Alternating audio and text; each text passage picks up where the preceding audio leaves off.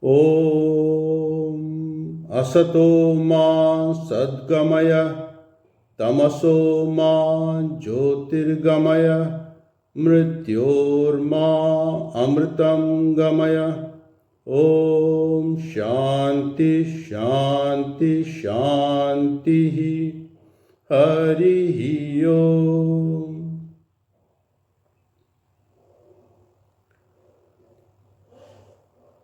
Dear friends, I have been asked to speak on today's memorial lecture on the subject Swami Gambhirananda and the history of Adwitta Ashrama Mayavati. I feel privileged to speak because I hold revered Maharaj in high esteem for the saintliness and extraordinary stature of his personality. Interestingly, Swami Gambhiranandaji was born the same year when Adwitta Ashrama Mayavati was founded by Swami Vivekananda at the foothills of the Himalayas with the cooperation of Captain and Mrs. Xavier in 1899. Revered Gambhiranandaji Maharaj was born in February 1899 in Sylhet district, now in Bangladesh, and Mayavati Ashram was started in March 1899. Just 1 month difference. Who knew that revered Maharaj will become and will have to steer in future the activities of this Himalayan ashrama for long 13 years. I first saw revered Gambhiranandaji Maharaj when he came to pay a visit to Ramakrishna Ashram, Srinagar, Kashmir, after having darshan of Lord Amarnath in July 1976. He had put on a long overcoat and a monkey cap, hence his face was not fully visible. Swami's Atmasthanandaji Maharaj,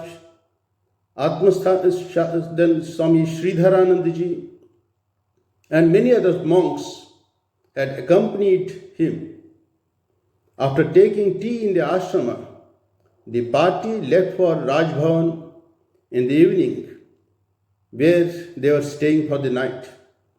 It was then I heard him and from other members of the party that Gambhiranandaji Maharaj had a divine vision at Amarnath, which made me all the more curious to see his face, which I couldn't see because of his wearing monkey cap.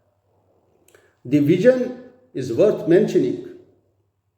Revered Maharaj visited Amarnath on 26 July 1976. After offering worship to Lord Amarnath, all the monks accompanying him smeared their foreheads with the ashes. He sat for meditation for some time and was overcome with a divine fervor. It was then when he had a vision. He himself said, "Do you know what I saw there? I had a vision of Sri Ramakrishna in the ice linga. Sri Ramakrishna looked same as you find him seated in the main temple at Belur. Before joining the Ramakrishna order, Swami Gambhiranandaji worked as an accounts officer in the military department at Rangoon in Burma, now Myanmar. The punctuality, discipline, and sense of commitment he learnt there became a part and parcel for the rest of his life. He was very particular about time. He will go for evening walk at a particular time. You could check it with your watch. When he joined at Belur, Mahapurush Swami Shivanandaji Maharaj told him, "Stay at Belur, let your character be built up first, and then you'll do useful work. He understood the real significance of his Guru's words. The first thing needed in a monk's life is the building up of his character. After a few months, he was posted to Ramakrishna Mission Vidyapit, Devgar, where he spent 11 years. He served there first as a monastic worker, then as the headmaster, and finally as the secretary. From Adwitta Ashram, Mayavati, we bring out one monthly magazine, Prabodha Bharata, which was started at the instruction of Swami Vivekananda. The journal is running since last 125 years. Swami Gambhirananda Maharaj became its editor for 3 years, from 1942 to 1944.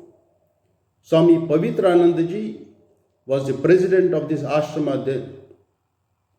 The well thought out editorials written by Gambhiranandaji on various subjects and from different points of view won the admiration of all. Then he became president of Adwaita Ashram for 10 years, from 1953 to 1963. During his presidentship, the Mayavati Ashrama progressed in many ways. It was around this time that Sri Chandrabhanu Gupta, the Chief Minister of Uttar Pradesh, visited Mayavati.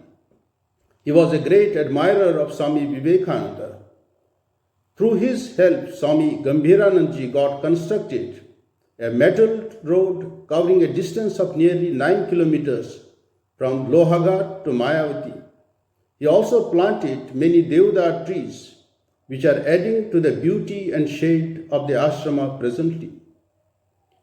The Calcutta branch of Mayavati was situated in a small place at 4 Wellington Lane. It was during his time that the house of Upendra Narayan Dev, a classmate of Swami Vivekananda, came to our possession through a deed of gift. The dilapidated building standing on this land was demolished, and Gambhiranji Maharaj built a 4-story building over it. The new building at 5 Dihi and Tali Road was inaugurated in 1961. In those days, it was very difficult to collect donations and construct a building. Swami Gambhiranandaji had to remain always busy with administrative work. In spite of all that, he managed to find time for reading and writing. He has made rich contribution to Ramakrishna, Vivekananda and Vedanta literature. To me, Swami Gambhiranandaji is the only person in our order who translated Prasthanatrayi, the Gita, Upanishads and the Brahma Sutras with Sri Shankaracharya's commentary into English. Swami Nikhilanandaji has also done commendable work, but he did not touch the Brahma Sutras or disciples of Sri Ramakrishna and the Ramakrishna movement. The first book that Gambhiranji brought out was Stav Kusmanjali. Afterwards, he brought out Upanishad Granthavali, Ramakrishna Bhaktamalika, 8 Upanishads, Brahma Sutra Bhashya, History of Ramakrishna Mutt and Mission, then Juganayak, Vivekananda, and Holy Mother's Life in Bengali and English. When he became Vice President and then later on President of the Ramakrishna Order, by that time he had completely lost his eyesight.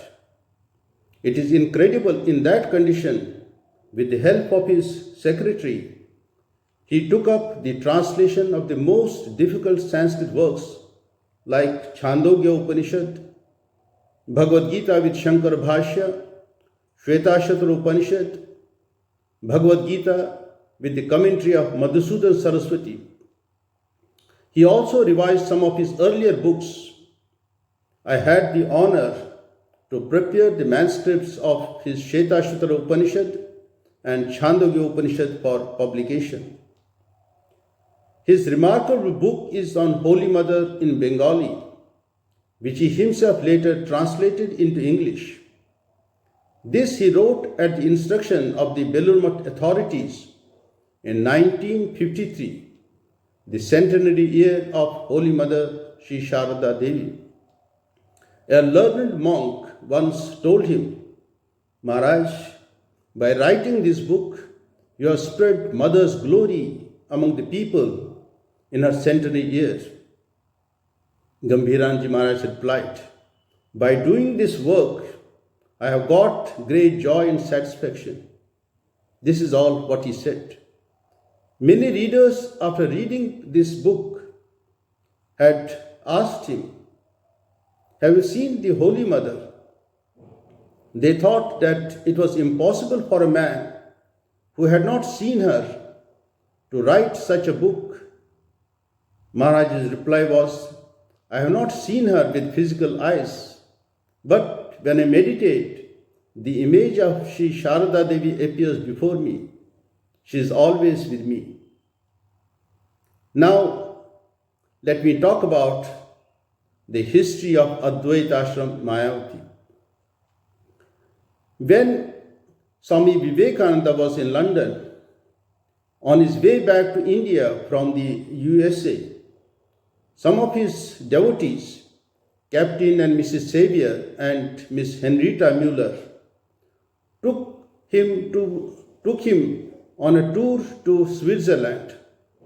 The sight of the Alps and Switzerland strongly reinforced a desire in Swamiji's mind to start a monastery in the lap of the Himalayas.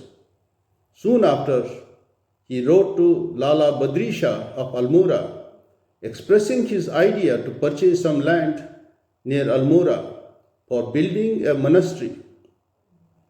In another letter to Lala Badri Shah, he wrote, "I have 3 English friends with me. They are my disciples, and they are going to build a mutt for me in the Himalayas. I want a whole hill with a view of the snow range all to myself."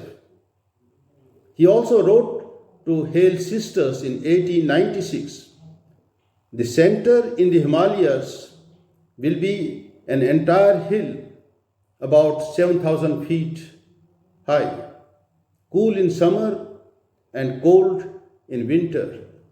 Captain and Mrs. Xavier will live there, and it will be the center of European workers, as I do not want to kill them by forcing on them the Indian mode of living and the fiery plains. My plan is to send out numbers of Hindu boys to every civilized country to preach, get men and women from foreign countries to work in India. This would be a good exchange." So in this way, Swami Vivekananda wanted Mayavati to become a meeting place for East and West. A few years later, on 27 December 1899, Swamiji wrote to Sister Christine from Los Angeles about his desire to retire to the Himalayas. He mentioned therein that there must be springs and a tiny lake, cedars or Himalayan deodas and flowers everywhere. He will have a vegetable garden which he will work himself, and needed some books and see the face of a man only once in a great while. Swamiji knew well that he would not live long, and that the message of his master Sri Ramakrishna must be transmitted by a succession of teachers and disciples. He also knew that these spiritual ambassadors must be trained in how to present the spiritual message of India to Westerners, as also in Western ways of thinking and working. Moreover, India then stood in need of Western knowledge of science and technology in order to raise itself. Contact between the East and the West was therefore essential. Contact that would result in cordial interchange and cooperation. Moreover, a congenial interchange of spiritual ideas was more fitting in an environment of great beauty, sublimity, and solitude, and preferably one such as in the Himalayas, in which these lofty ideas first found expression. Swamiji established Adwaita Ashrama with the intention that here Advaita and Advaita alone will be practiced, and nothing shall enter here except truth.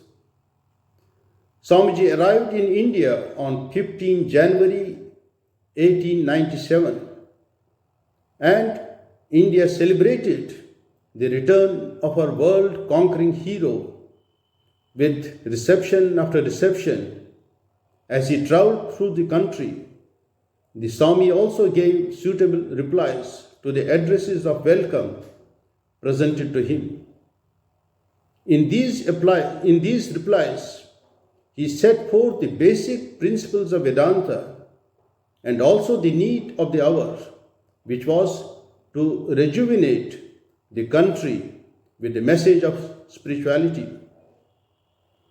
Inspired by his speeches, many people of the country awoke to the need for the dissemination of the message of Vedanta as exemplified in the lives and teachings of Sri Ramakrishna and Swami Vivekananda.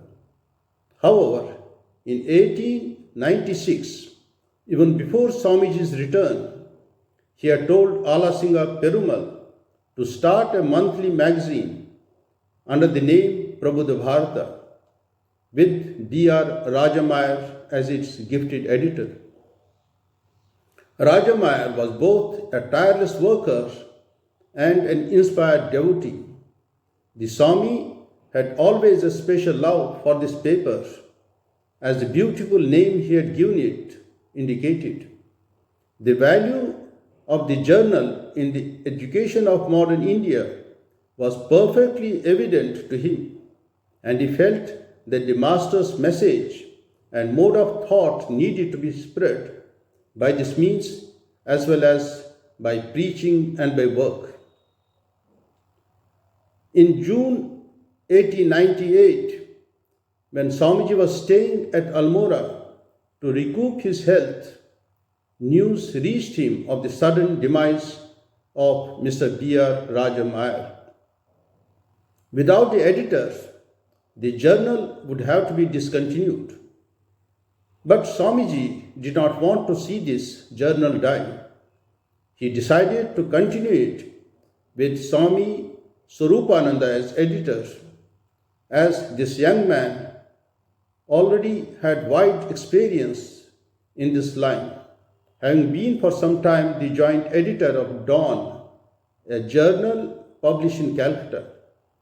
Swamiji also decided to make Captain Xavier the manager of the journal. Swamiji told Xavier that as the climate of Bengal would not suit him, it would be better for him to manage the Prabhupada Bharata from Almora in the Himalayas. By common consent, the Prabhupada Bharata office was transferred to a rented house in Almora called Thompson House, and a hand press with other printing requisites were brought from Calcutta. The first issue from its new quarters came out in August 1898. There was a break of just 1 month in the publication of the journal, and the circumstances quite justified it. However, Mr. Xavier felt that Almora was not secluded enough, so he and Swami Swarupananda made a thorough search and came upon the beautiful estate of Mayavati with its thickly wooded hills spread over an area ranging from 6,200 to 7,000 feet in elevation. It was located about 130 kilometers east of Almora and had a magnificent view of the towering snow-capped Himalayas. They decided at once that it was the right spot for the offices of Prabhupada Bharat and purchased it on 2nd March 1899. Swami Swarupananda and the saviors moved into Adwitta Ashram on 19 March 1899 on the holy occasion of the public celebration of the birth anniversary of Sri Ramakrishna. Though Mayavati is the name mentioned in the sale deed, it is known locally by the name My Pet. At that time, it was in the district of Almora, but is now in the district of Champavat. Mayavati was then a tea estate owned by General MacGregor and called Glengyle Tea Estate. It had extensive acreage and jungles and had 3 commodious houses situated at different heights. The topmost double-storied building was where the monks lived and worked. Each monk had a cubicle on the upper story. Downstairs on one side was a sitting room with a large fireplace, and on the other side was the press and book-binding department. The sitting room also served as the Prabhupada office as well as the dining room. On the other 2 buildings below, the upper one, getting more sun, served as Mother Saviour's residence during the winter and as the guest house during the summer. Now it is called Captain's Cottage. The lower building, a bungalow, was Mother Saviour's summer residence. Now it is called Mother's Bungalow.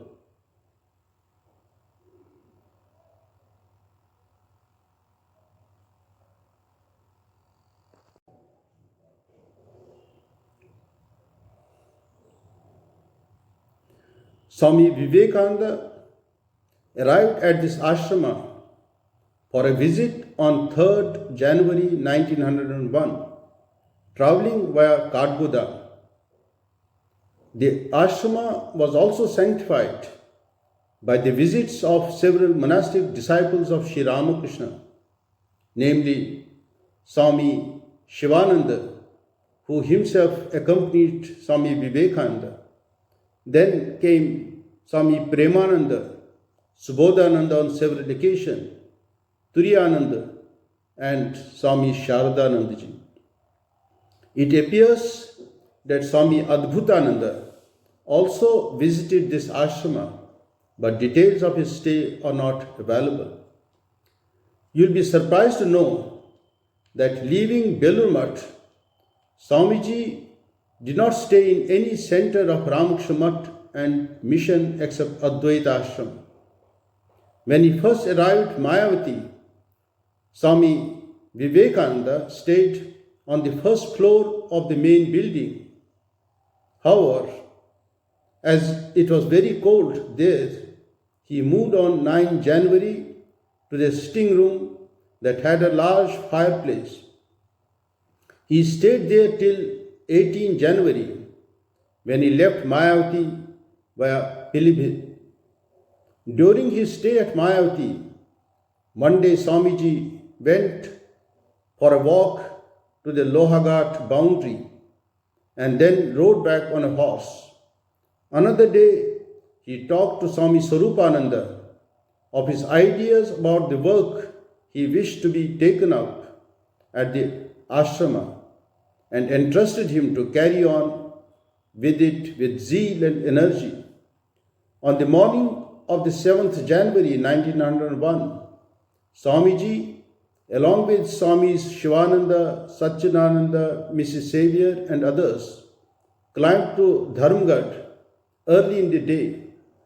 Swamiji's favorite spot was the lakeside. Another day, Swamiji went out in the morning for a short walk to the bungalow with Mother Saviour and Swami Swarupananda and Satchidananda. Swamiji wrote 3 articles for publication for Prabhupada Bharata while staying in Mayavati.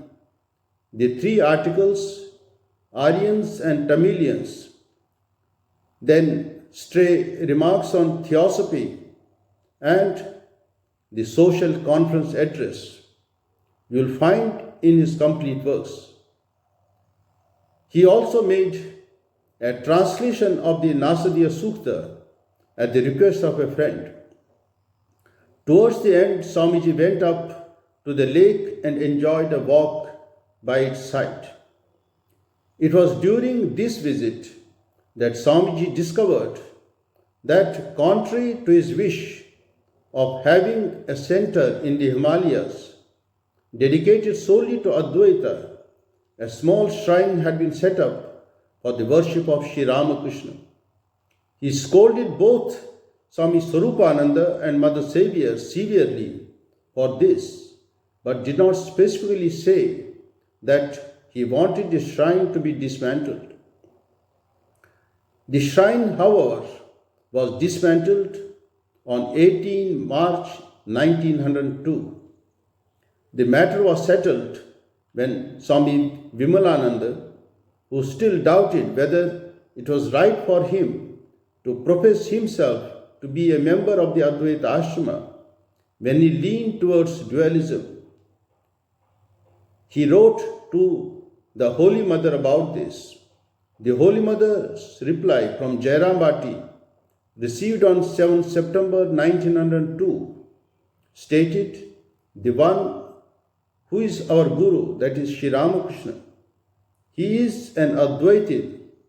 Since you are all his disciples, you too are Advaitins.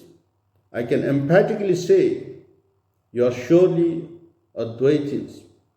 This was indeed a historic judgment given by Srima Sharada Devi in favor of Swami Vivekananda.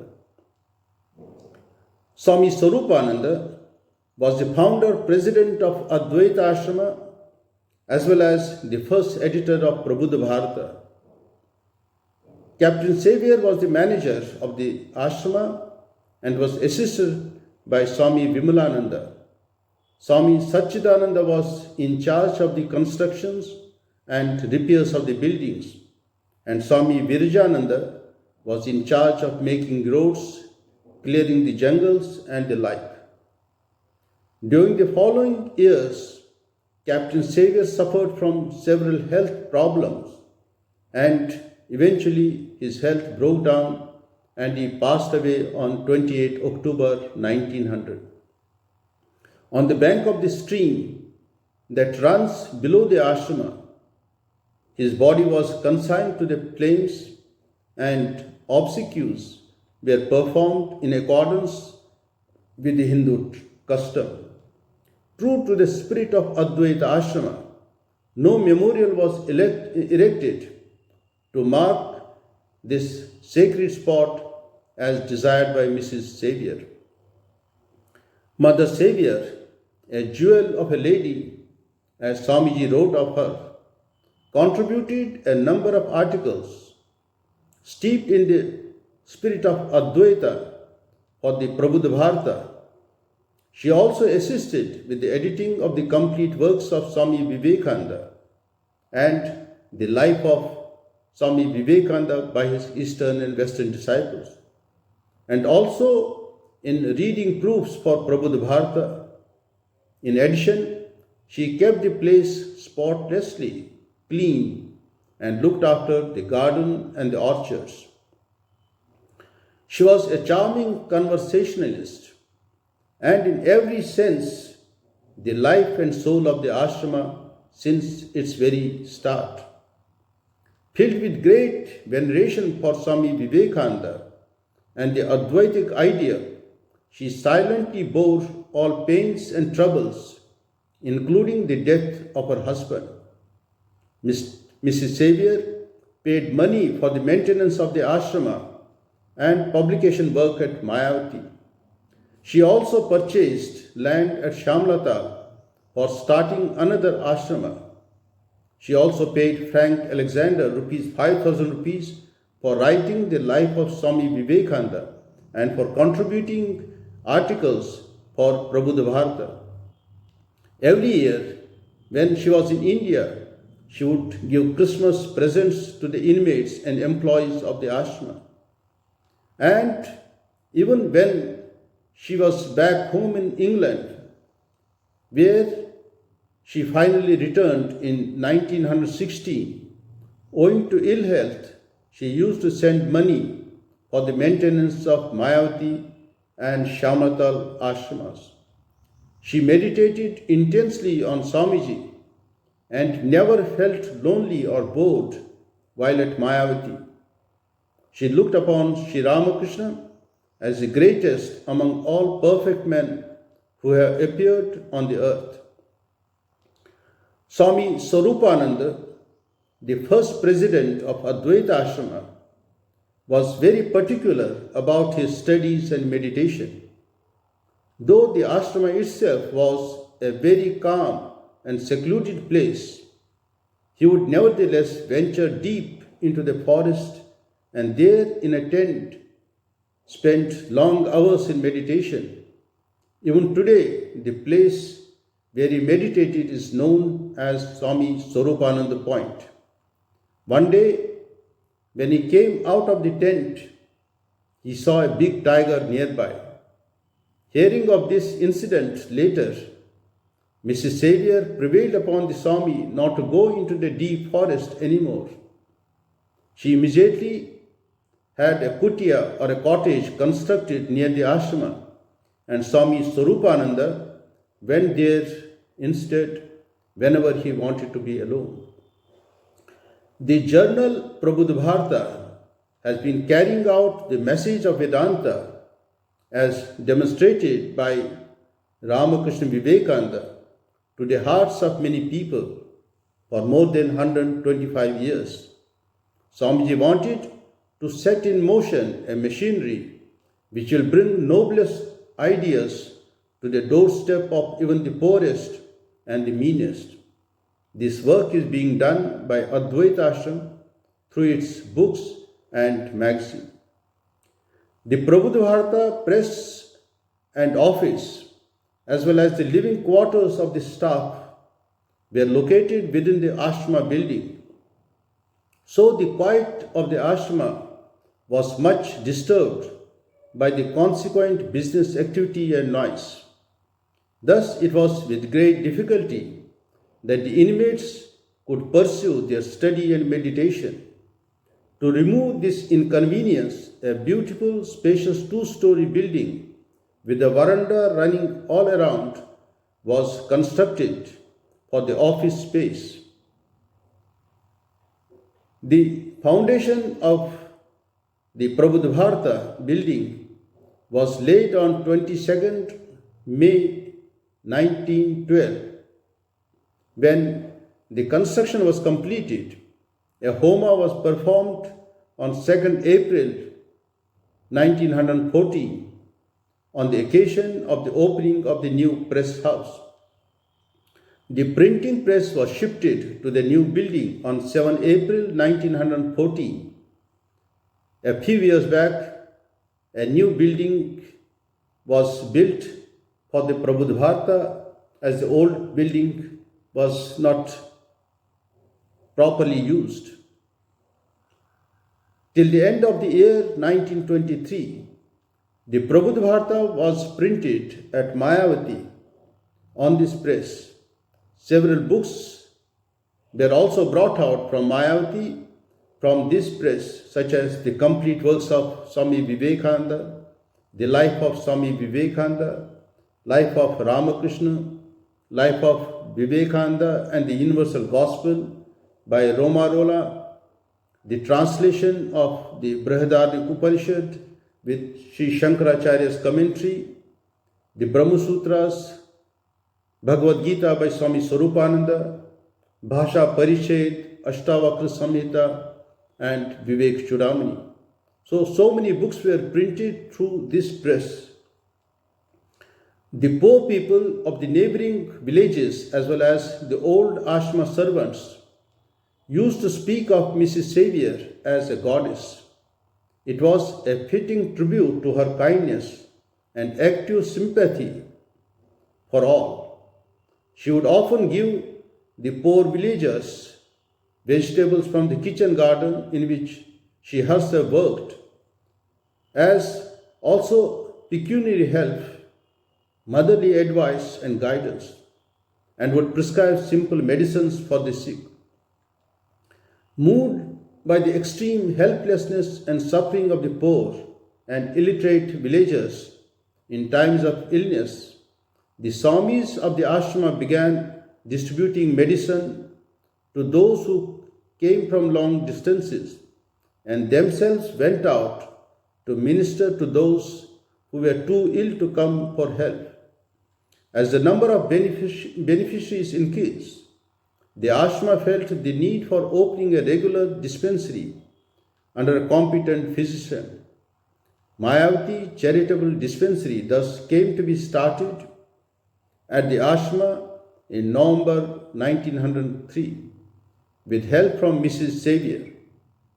The dispensary, with its indoor ward, soon became a great boon to thousands of village people for many miles around. This hospital is a living example of service as a form of spirituality. Construction work for a permanent building of its own was started in 1912 after sending out an appeal for funds, even though only part of the funds required were received. Mother and others laid the foundation for this charitable dispensary on 8 July 1912. The construction work was completed in December 1914, and the inauguration ceremony was held on 4 December 1914. Presently, this building is the residence of the doctor and hospital staff. As the number of patients increased further, a new hospital building was constructed in 1937. This was possible owing to the generous donation of rupees 1,10,000 from the Maharaja Sahib of Murbi. This is the first hospital of its kind which was started in Kumaon region in 1903. The treatment given here is entirely free of charge right from inception. A few years back, a new hospital building was started for conducting so many medical camps throughout the year. From the north to the west of the ashrama stretch the beautiful snow-clad Himalayan ranges. They extend over 370 kilometers from Panchchuli in the north, followed by Nandakot, Nandadevi, Trishul, Nandagunti, Kamet, Nilkantha, Badrinath, Kedarnath. From the Lohaghat viewpoint, one gets an unimpeded view of the snow-clad mountains up to the Nepal ranges and the Lohaghat town. Adwitta Ashrama takes pride in the wealth of its flora and fauna. Mention must be made of the evergreen trees such as deodar, pine, rhododendron, as well as the oak trees. Among the varieties of animals, one finds monkeys, leopards, wild boars, bears, porcupine, barking deer, panthers, flying foxes, etc. Among fruit trees, one comes across apples, pears, apricots, walnuts, peaches, cherries, persimmons, lemons, etc. Flowers are also in abundance. Migratory birds of great variety visit the ashrama throughout the year.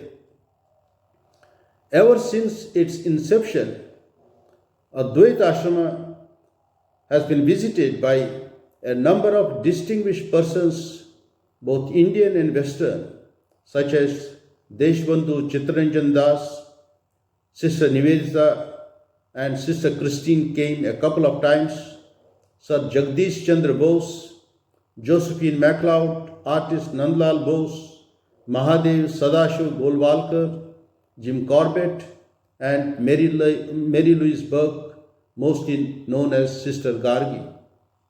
Many monks who worked at Adwitta Ashrama were sent abroad to preach Vedanta. The guest house at Mayavati helps spiritual seekers in the contemplation of God. All these go to show the truth that Swami Vivekananda's efforts are helping humanity. I am sure that Adwaita Ashrama will continue to inspire humanity for ages to come. May this Swamiji's Ashrama grow from strength to strength. Om Shanti Shanti Shanti Hari Om Tat Sat.